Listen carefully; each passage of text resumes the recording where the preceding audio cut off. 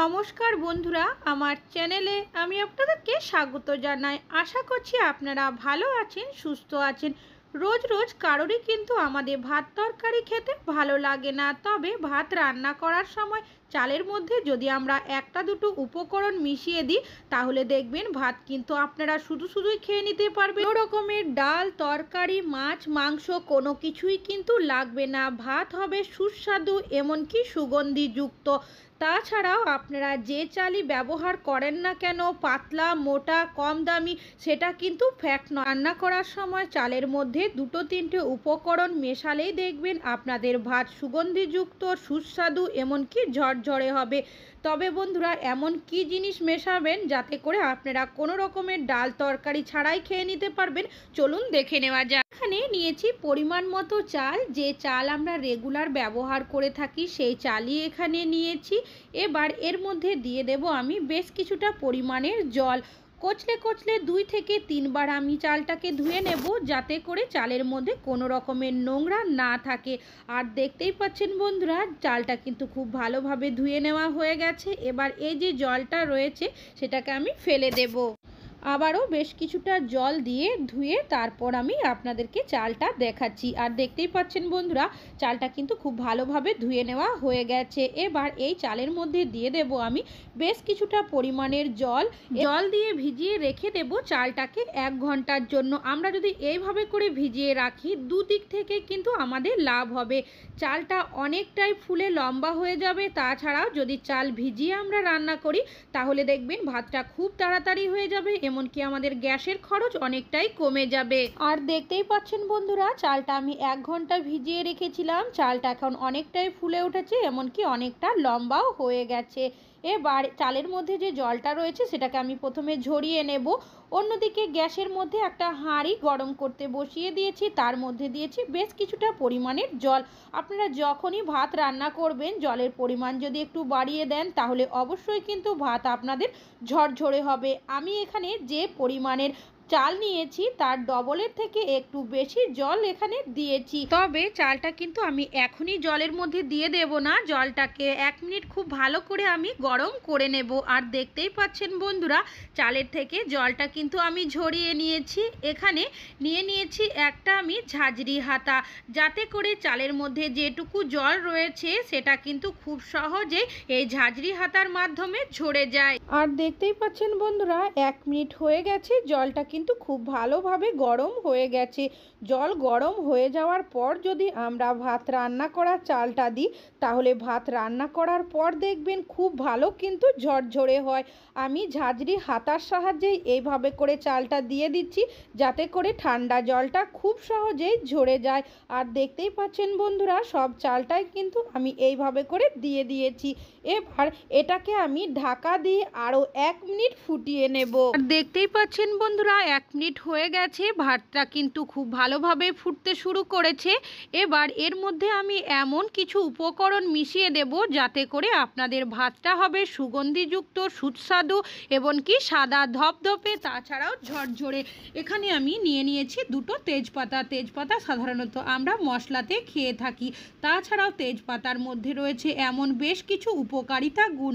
আমরা যদি চালের মধ্যে 2টো তেজপাতা দিয়ে দিই তাহলে দেখবেন ভাত রান্নার পর ভাতটা হবে ঝরঝরে এমনকি খুবই সুস্বাদু। আর দিয়ে দিয়েছি 3টে গন্ধরাজ লেবুর পাতা।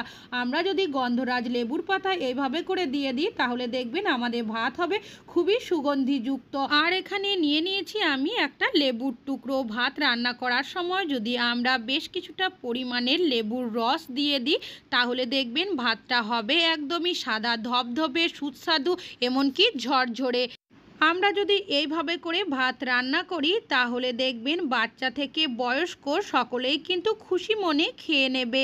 আর এখানে আমি নিয়ে নিয়েছি 2টো আলুর খোসা ছাড়িয়ে সেটাকে 4 টুকরো করে নিয়েছি। আপনারা যদি ভাবেন আমি এখানে আলু মাখা করব তা কিন্তু নয়, পরে দেখলেই বুঝতে পারবেন যে আলুগুলো আমি কি করব।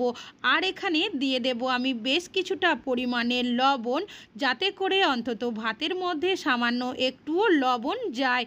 তো আমি পরিমাণ মতো এখানে লবণ দিয়েছি।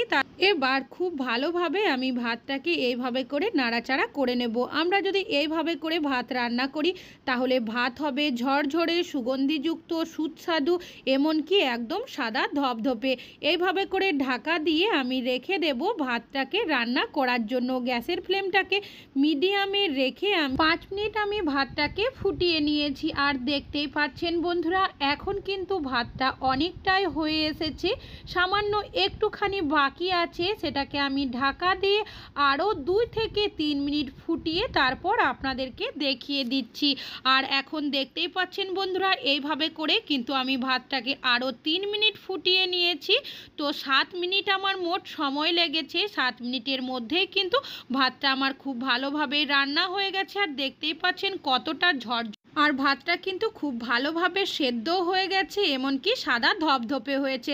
এই ভাতের ফেনাটাকে আমি ঝরিয়ে নেব। পাচ্ছেন বন্ধুরা, ভাতের ফেনাটা কিন্তু ঝরিয়ে নিয়েছি। আপনারা চাইলে এইভাবে করেও কিন্তু ভাত রান্না করে খেতে পারেন। দেখতেই পাচ্ছেন ভাতটা কতটা ঝরঝরে, সাদা ধপধপে, এমনকি সুগন্ধযুক্ত হয়েছে। এইভাবে যদি আপনারা ভাত রান্না করে খান তাহলে কিন্তু মাছ, মাংস, ডিম কোনো কিছুই লাগবে না। আপনারা কিন্তু শুধুই খেয়ে নিতে পারবেন। যে আলুগুলো আমি সেদ্ধ করার জন্য দিয়েছিলাম সেগুলো কিন্তু তুলে রেখেছি। আর এই ভাতটাকে আরও একটু সুস্বাদু করার জন্য আমি এর মধ্যে আরও বেশ কিছু উপকরণ মিশিয়ে নেব। চলুন দেখে নেওয়া যাক। তার জন্য গ্যাসের মধ্যে একটা কড়াই গরম করতে বসিয়ে দিয়েছি। এবার এর মধ্যে আমি দিয়ে দেব 1 চামচের মতো ঘি। আমি এখানে ঘিয়ের ব্যবহার করলাম, আপনারা চাইলে এখানে সাদা তেলও দিতে পারেন। ঘি দিলে এর স্বাদ কিন্তু আরও অনেকটাই বেড়ে যাবে। আমি এখানে সামান্য পরিমাণের গোটা জিরে, আপনারা চাইলে এটাকে স্কিপও করতে পারেন। এবার কিছু সেকেন্ড আমি নাড়াচাড়া করে জিরেটাকে ভেজে নেব। এবার এখানে আমি নিয়েছি একটা দারচিনির টুকরো আর 2টো এলাচ।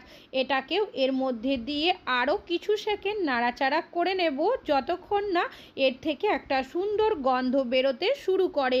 এবার এখানে আমি দিয়ে দেব বেশ কিছুটা পরিমাণের কারি পাতা। আমি এইভাবে করে ছিঁড়ে নিয়েছি।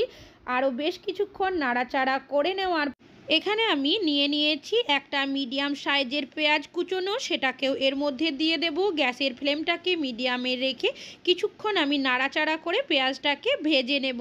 দেখতেই পাচ্ছেন বন্ধুরা, খুব ভালোভাবে কিন্তু ভেজে নেওয়া হয়ে গেছে। এখন আমি এখানে নিয়েছি বেশ কিছুটা পরিমাণের সোয়াবিনটাকে খুব ভালোভাবে জল ঝরিয়ে নিয়েছি। এবার এই সোয়াবিনটাকেও এর মধ্যে দিয়ে দেব। গ্যাসের ফ্লেমটা মিডিয়ামে রেখে বেশ কিছুক্ষণ সোয়াবিনটাকে নাড়াচাড়া করে একটু ভেজে নেব। এবার ভেজে নেওয়া হয়ে গেলে আগে যে আলুটা সেদ্ধ করে রেখেছিলাম সেটাকে এর মধ্যে দিয়ে আরও বেশ কিছুক্ষণ আমি এইভাবে করে নাড়াচাড়া করে নেব। আমরা যদি এইভাবে করে ভাত রান্না করি তাহলে দেখবেন মাছ, মাংস, দুধ, ডিম কোনো কিছুই কিন্তু লাগবে না খাওয়ার জন্য। আপনারা শুধুই কিন্তু খেয়ে নিতে পারবেন। আগে যেহেতু লবণ দিয়েছি যার কারণে এখানে লবণ আর দিলাম না। বেশ কিছুটা পরিমাণের চাট মশলা আমি এর মধ্যে দিয়ে দিলাম। আর কোনো কিছুই উপকরণ কিন্তু আমি মেশাবো না। আপনাদের কাছে যদি চাট মশলা না থাকে সেক্ষেত্রে আপনারা সামান্য পরিমাণের জিরের গুঁড়োও কিন্তু ব্যবহার করতে পারেন। খুব ভালোভাবেই আমি বেশ কিছুক্ষণ নাড়াচাড়া করে নিয়েছি। এবার যে ভাতটাকে আমি সেদ্ধ করে রেখেছি সেই ভাতটাই প্রথমে বেশ কিছুটা পরিমাণের আমি ওপর থেকে দিয়ে দেব। পুরোটাই কিন্তু একবারে দেব না, বেশ কিছুটা দেওয়ার পর আমি একবার নাড়াচাড়া করে নেব। তারপর আবারও নাড়াচাড়া করতে করতে বেশ কিছুটা দিয়ে দেব। এইভাবে আমি ভাত রান্না করছি বলে যে আপনাদেরও করতে হবে তা কিন্তু মানে নেই। আপনাদের যদি একই রকম ভাত খেয়ে ভালো না লাগে, আবার অনেক সময় দেখবেন হাতে আমাদের সময় থাকে না ভাত সবজি করার জন্য, তখন কিন্তু আপনারা এইভাবে করে ভাত রান্না করে খেতে পারেন। এতে করে ভাতটা খেতেও ভালো লাগবে, এমনকি আপনাদের ভাত খাওয়ার জন্য কিন্তু আর অন্যান্য কোনো রকমের সবজি লাগবে না। আর দেখতেই পাচ্ছেন বন্ধুরা, এইভাবে করে বেশ কিছুক্ষণ আমি নাড়াচাড়া করে নিয়ে আর এখনও কিন্তু দেখেই বোঝা যাচ্ছে যে ভাতটা কতটা ঝরঝরে হয়েছে। একটা ভাত কিন্তু আরেকটা ভাতের সাথে লেগে যাচ্ছে না, এমনকি আমাদের ভাতটাও কিন্তু একদম সাদা ধপধপে রয়েছে। আর এখন কিন্তু ভাতটা রান্না করে নেওয়া হয়ে গেছে। এখন আমি আপনাদেরকে নামিয়েও দেখিয়ে দিচ্ছি। তাহলে বন্ধুরা আশা করছি আপনাদের যখনই একই রকম ভাত তরকারি খেতে ইচ্ছা করবে না, অবশ্যই আপনারা চেষ্টা করবেন এইভাবে করে ভাত রান্না করে খাওয়া। তবে রোজ রোজ যে আপনাদের এইভাবে করে ভাত রান্না করে খেতে হবে তা কিন্তু নয়। মাঝে মধ্যে যদি আমরা এইভাবে করে ভাত রান্না করে খাই তাহলে আমাদের মুখের স্বাদও বদল হবে, এমনকি একঘেয়েমি ভাত তরকারি খেতেও কিন্তু হবে না। আশা করছি আপনাদের ভাত রান্না করার এই টিপসটা অনেক বেশি ভালো লাগবে। ভালো লাগলে লাইক করবেন। আজকে এখানেই শেষ করছি।